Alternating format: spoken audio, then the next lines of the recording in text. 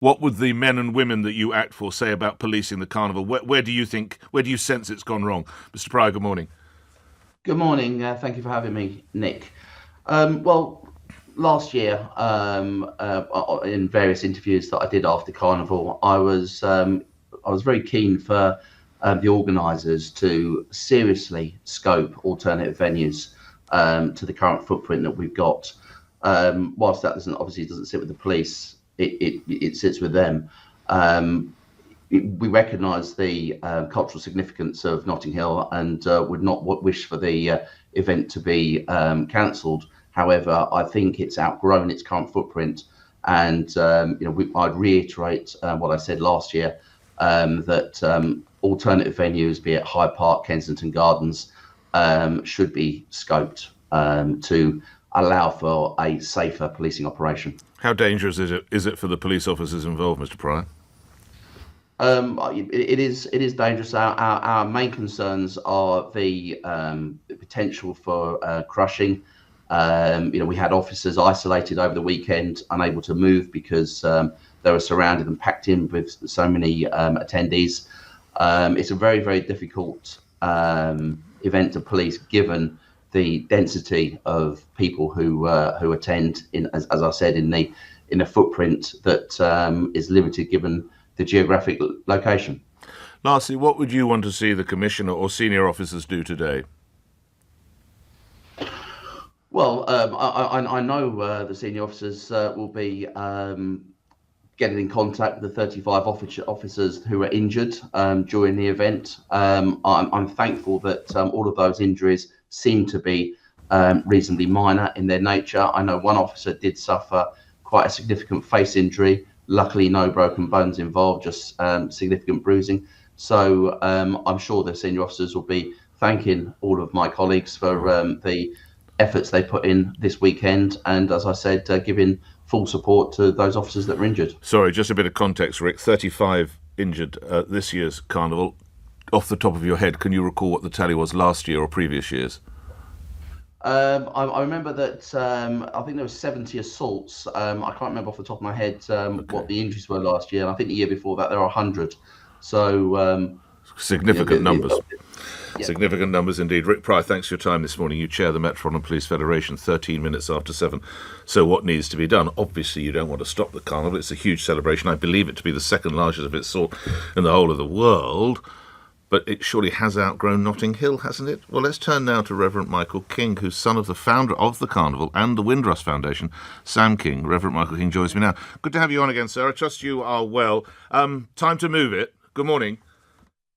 Good morning, Nick. No, I don't think so. I think where it is fantastic. It represents what it should, which is the Carnival, an event that began as a counterbalance to racism, racist attacks, Nazism in the 50s. And remember, in the 50s, we still had the Mosleyites, the black shirts, the enemy within. And in 2024, we have the hatred, we have the EDL, we have the enemy within, the divisive politics of the others, the minority group who are fueled by untruths and lies. As with the foundation of Carnival, which Sam King, my father, founded along with Claudia Jones, they responded to the riots and had the first one. It was called the West Indian Carnival. It was in a town hall. It was just as a response to the horribleness of the riots. Now, for us, we've been through a very terrible time in the country in the last few weeks. I agree with His Majesty. He said it's a time for unity, and I think the Carnival reflects that unity. And generally speaking, it's 1 million to 2 million people, one of the biggest events in the world, which we do very, very successfully.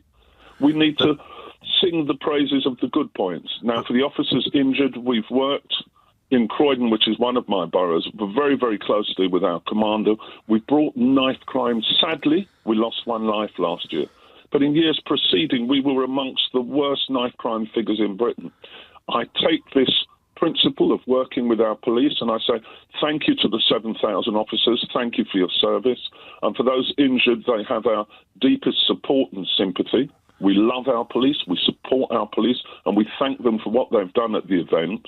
But I think this event, properly supported, is one of the things that we should champion. I will interrupt now. We don't talk about what Reverend we do King, well enough. Reverend King, I was not suggesting it should be halted. I was suggesting it should be moved, because I hear what you say, but I wonder whether the 3 people, one of whom is critically ill, or the 35 police officers have your same celebratory mood this morning.